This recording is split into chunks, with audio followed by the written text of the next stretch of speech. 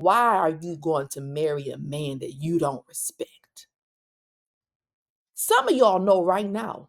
And I'm not talking to people who are already married, because you might already be married and you like, I don't respect this man. But some of y'all not even in it yet.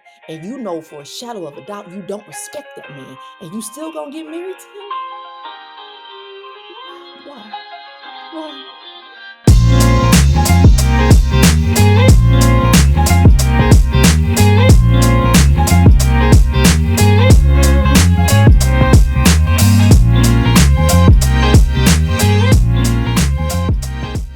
Welcome back to another episode of Pursue Her podcast, where we explore real life issues through the lens of faith and personal growth. Today, I'm talking to my wives. And let's be honest, wives and wives to be, let's just say that, right? Because we need to sit back and ask a question about, and I really want you to think about this before we really go into this episode today. And I want you to sit with this. And many women say, I want to be married, but few pause to ask, do I understand what being a wife actually requires? Marriage is one of the most prayed for desires, yet one of the least prepared for roles. And this episode is not about fear, it's about clarity.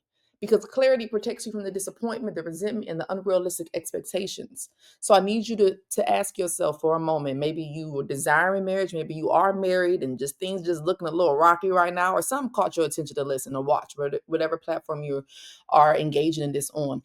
But I want you to ask yourself, did I chase marriage or was I preparing for covenant? Or if you are one who wants to be married, am I chasing marriage or am I preparing for covenant? Which one what were you looking for?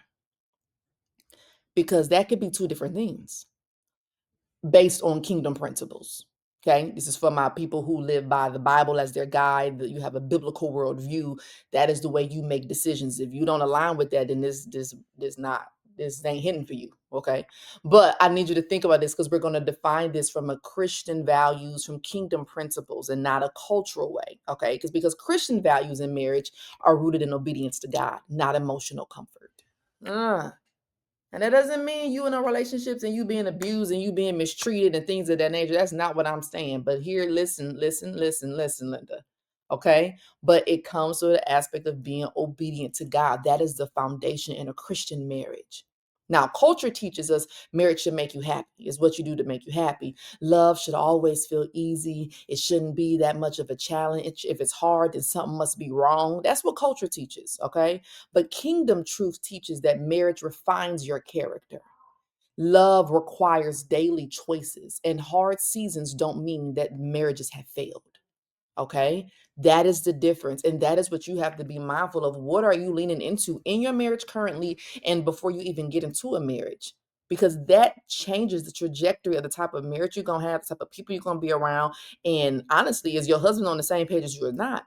So we got to clarify this misconception that Christian values do not mean silence, does not mean submission without wisdom or staying unhealthy, but it does mean accountability. It means humility, forgiveness, and discernment. That is what Christian marriages are supposed to look like. Okay. So you got to ask yourself, am I willing to let God lead my marriage? That's my book, God's Marriage or My Marriage. That is the focus, right? What does it say? Your perception versus God's intention. I love that. I got the book. Also got the God's Marriage or My Marriage online masterclass for those who like a little bit more little approach, but it really breaks down those aspects, those perceptions that you come into marriage with, things you didn't even know that you should have asked. And it really has a workbook to help you guide you through this. So whether you are engaged, desire marriage, or you are married, it's a lot of good nuggets in that you can read, or also get the masterclass that you can just do those activities as well. It's amazing. But I need you to ask yourself that, am I willing to let God lead my marriage, or do I only want him involved when it benefits me? Because you're going to run into some challenges, love, if you are a Christian wife and you trying to navigate that, because it's going to be a little challenging, right? So here we go. Let's talk about the role of a wife, the part that no one likes to talk about. Partnership with a purpose. You're not in competition with your husband. Things you got to remind yourself. Marriage is not about power. It's about partnership. A wife contributes emotionally, spiritually, and practically to the household. Right? This is a teamwork. This is not talking about I just want to get married so somebody just take care of me. I ain't gotta do nothing. If that's your approach and you align with biblical principles, then you're going to have a little bit of challenges, especially if you're marrying a husband who aligns with biblical principles because he's looking for a helpmate. And what does that look like? We're looking at the principles of submission one unto another. We're looking into sex, intimacy. Like, we got to look at all of this, right? You play a part. So you got to ask yourself, do I see marriage as teamwork or am I keeping score? Because if you don't see your husband as we on the same team, we doing this life together, then you're bound to clash, right? Because there's just seasons of life. We talk about the seasons of life that come, period. Ecclesiastes chapter 3, verse 1-8. You got good times, you got bad times. And now you're going to be doing this with another person, where they may be going through a bad time or you going through a good season, and then vice versa, or then sometimes together, because you're still two individuals who are coming together that still have their purpose, which should still come around and align, right, as you become one. But that process of even navigating that, it's the work. This is what you're signing up for, but it also can be very beautiful. I'm going 18 years married, okay? 18 years. Yes, it's beautiful. It can be beautiful, but it's work. So, is it a teamwork or are you gonna keep score? Another aspect to be mindful of: respect as a daily discipline. Respect isn't just what you feel, it's how you speak, respond, and handle conflict. Tone matters just as much as truth. Respect does not mean that agreement, but it does require a level of self-control. Respect is a huge aspect. And again, this should go both ways, but I'm also talking to my target audience is women, right? So, what does that look like? Why are you going to marry a man that you don't respect? Some of y'all know right now. And I'm not talking to people who are already married, because you might already be married and you like, I don't respect this man. But some of y'all not even in it yet. And you know for a shadow of a doubt you don't respect that man. And you still gonna get married to him? Why? Why?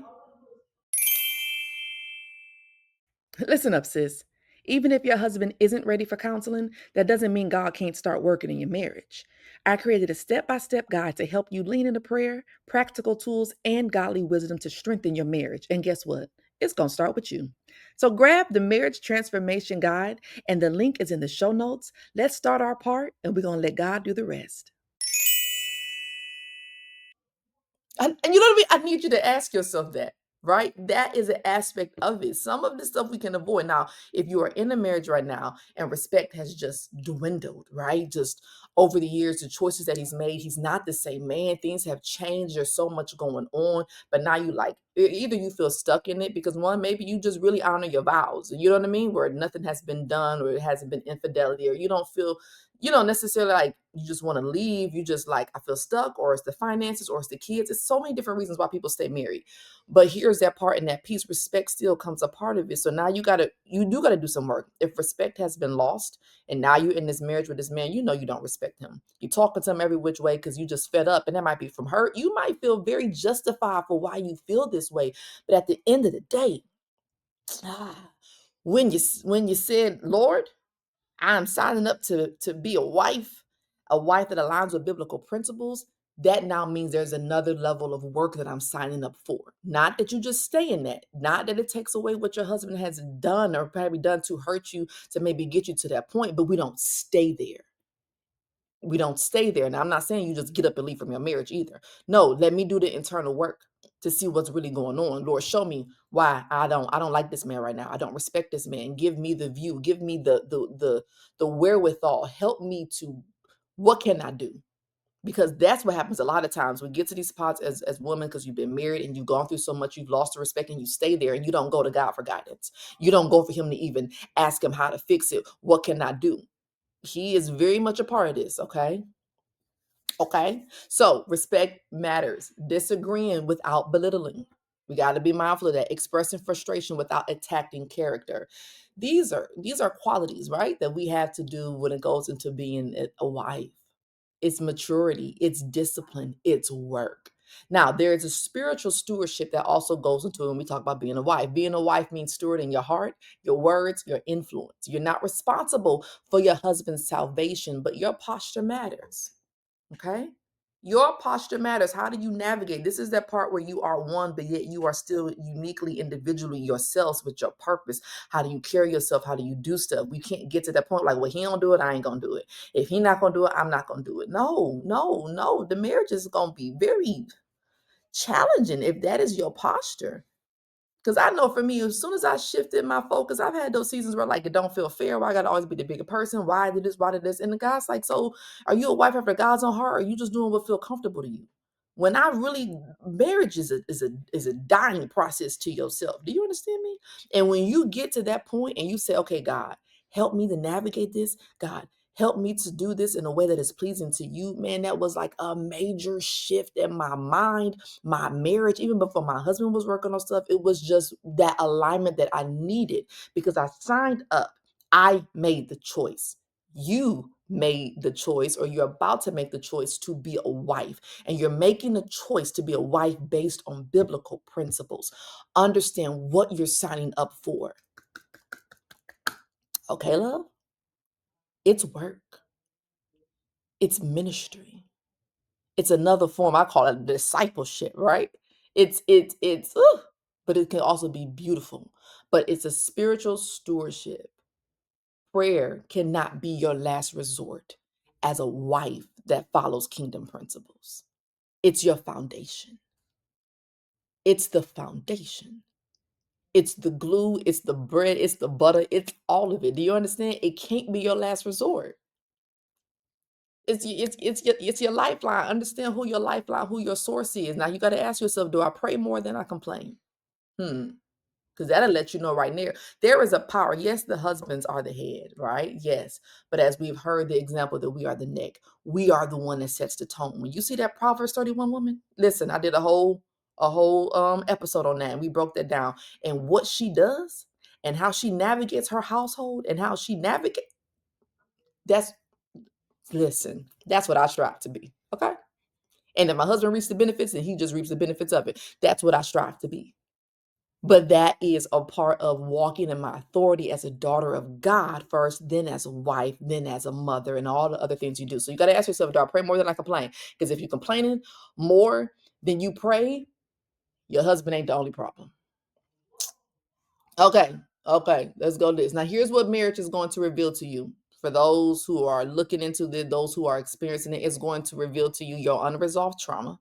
Is going to reveal to you communication habits that you learned while growing up. Is going to reveal your control issues, which are disguised as strength. I'm just a strong woman. No, you're controlling, and maybe you had to be controlling, but when you get into a marriage, some of these things gotta shift. Is also going to reveal to you expectations you never voiced. This is what this process shows you. This is because marriage and being a wife is a journey.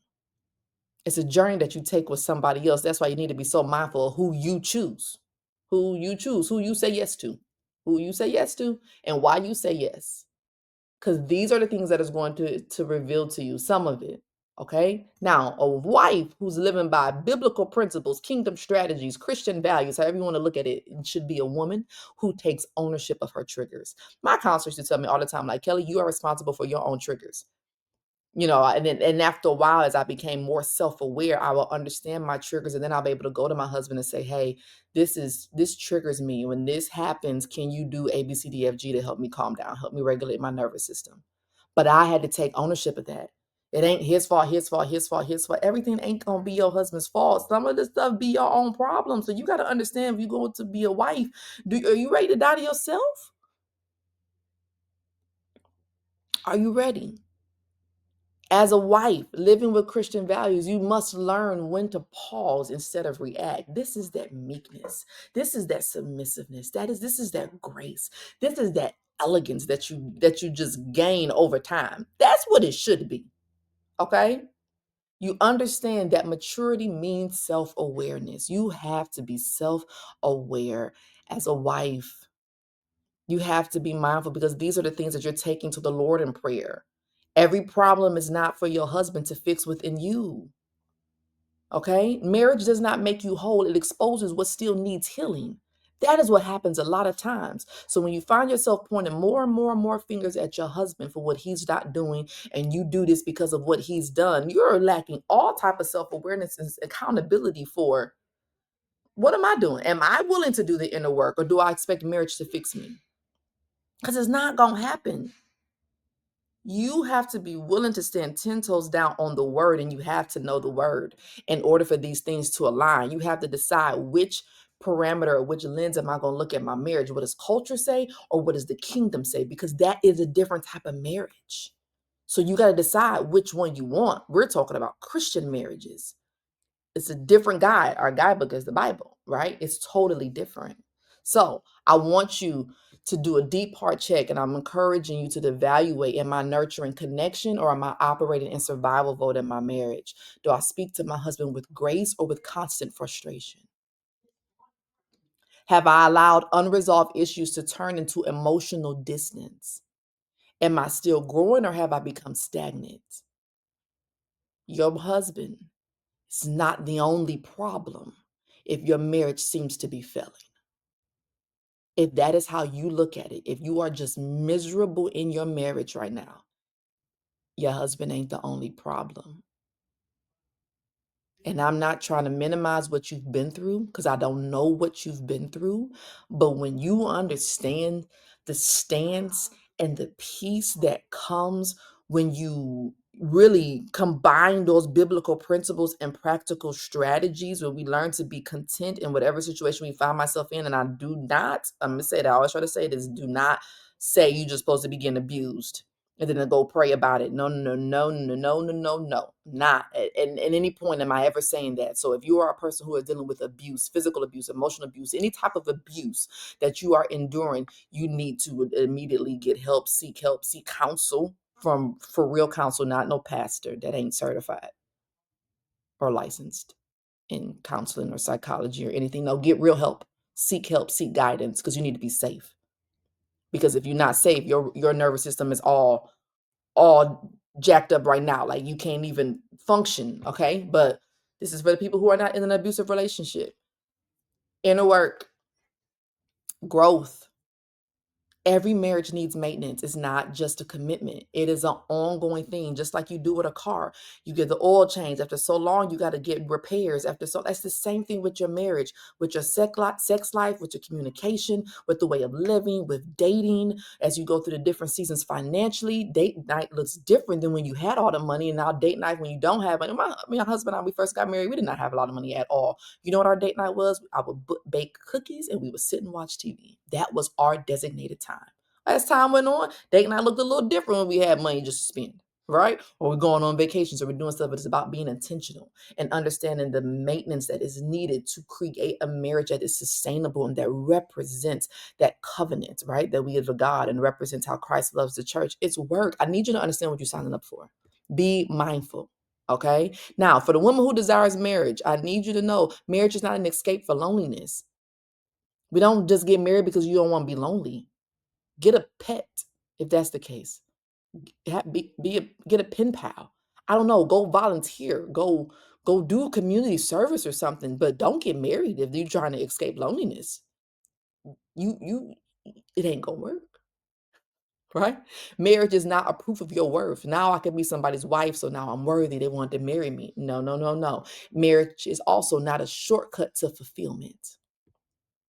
But what it is preparation, including learning emotional regulation. That's what's going to happen with marriage when you do it, when we follow the process. Practicing healthy communication, building discipline in prayer and decision making, understanding compromise without losing your identity. Don't just sit around praying for the man. Don't just pray for the man to come. Pray for the mindset. Pray for the capacity to be able to grow with another person while you are growing, and to do this in a way that glorifies God. That create a marriage based on God's intention and not your perception of what you thought it was supposed to be. If you just want to have a big party and you just want to have like a big reception, then throw yourself a party. Buy you a nice dress and have a day where you all dialed up and call it a party. Don't get married. Because you need to be asking yourself, am I becoming the kind of woman a healthy marriage requires? And if you are married, I need you to ask yourself, am I being the kind of woman that will help this marriage be healthy? Maybe you got to do some reconciliation. Maybe there's some forgiveness that you have to experience. Maybe you've dealt with infidelity. Maybe you've dealt with so many different things. But I have seen so many different marriages overcome so many hard challenges when they were intentional, right? Because again, marriage takes the work of two, but you can only control yourself. Do what you can do. What can you can control? What can you control? And that is yourself and how you're going to rely on God. Okay? So, see some things I want you to do. I want you to start each day asking God to check your posture. This is for my wives and wives to be. Check your posture. Practice responding instead of reacting. Address issues early instead of letting resentment build. Make sure you're seeking wise counsel and not echoing in the chambers, okay? Not just talking to different people and just talking to yourself and them thoughts. Sometimes them intrusive thoughts get you in trouble. Okay. And most importantly, stay anchored in scripture and not in your emotions and your feelings. Consistency matters more than anything else. If you want a marriage to death do us part. If you are a person who's getting into marriage where divorce is an option, because I have heard people say that, you're more than likely going to divorce. I've not met one person who has said that got into their marriage and said that divorce was an option. They've all divorced. Now, the people who I've met, my husband and I included, where we like divorce is not an option. We took these vows seriously. We gonna intentional to do the work though, not just staying married to be miserable and faking the funk. No. Ain't got time for none of that. But the people who have gone in wholeheartedly and they like, nope, I'm doing this. We gonna figure it out every season. Those the marriages that they got some stories, but they're enjoying it. Okay. So be mindful. What kind of wife am I becoming? What kind of wife do you want to be? Identify an area that God is highlighting for growth because there's something you need to work on. Ask him. You ain't got always necessarily go to your husband. When you get to that point in your relationship, I don't got that point in relationship, I'll go to my husband and say, what's something you need me to work on? What do you need from me as a wife in this season? Because now I'm at a point where I'm mature enough where I can hear it and I can navigate that conversation without emotions being high, but just actually to have that conversation. That's the part that we need to be mindful of. All right, single women, you got to start preparing. Get preparing. Begin preparation now. That mindset, God will show you the parts of you that aren't ready to be a wife before you even know them. If you so more caught up, I be sitting watching these Married at First Sight and all these little marriage shows. I see these people when they get married. I'm like, and this is why you were single, because you're gonna choose that dog sleeping in the bed with you over your husband saying he don't want the dog in the bed. Now you mad. Like, listen, you gotta prepare. Okay. God's design for marriage is not restrictive, it's protective. A wife that's living by Christian values is grounded, self-aware, and you are intentional. Whether married or you're waiting, your preparation matters, and it's a continued process. Okay, you don't just fall into marriage. It's something you prepare for, you steward it, and you grow into it. So keep that in mind. Let's transform marriages because marriage still works. It's an institution created by God. It's a great design. And it makes it so much easier when we're open to following God's way and we get out of the way. It makes it a lot easier when we're mindful of who we choose to spend the rest of our lives with, when we prepare, when we have the right community, the right support systems, the godly counsel, certified licensed counsel, and then you can have your spiritual counsel as well. Like I'm big on that, right? You got to have the balance with that. Marriage can work. It's beautiful. So until next time, I want you to continue to pursue her, being heroic, empowered, and resilient as a wife to be. Make sure you have subscribed, that you're listening. If something questions or anything provoked from this episode, be comfortable to send me an email at info@kelleyjbell.com or hit me in a DM at kelleyjbell on any of Instagram, Facebook, TikTok, whatever the case it is, because sometimes you just want to navigate this. But y'all, let's get this right. Let's, as Christian wives, let's represent our God in a way that is intended. All right. And if not, make sure you get the book, purchase the book, get the masterclass or whatever you need for additional resources. All right. Take care.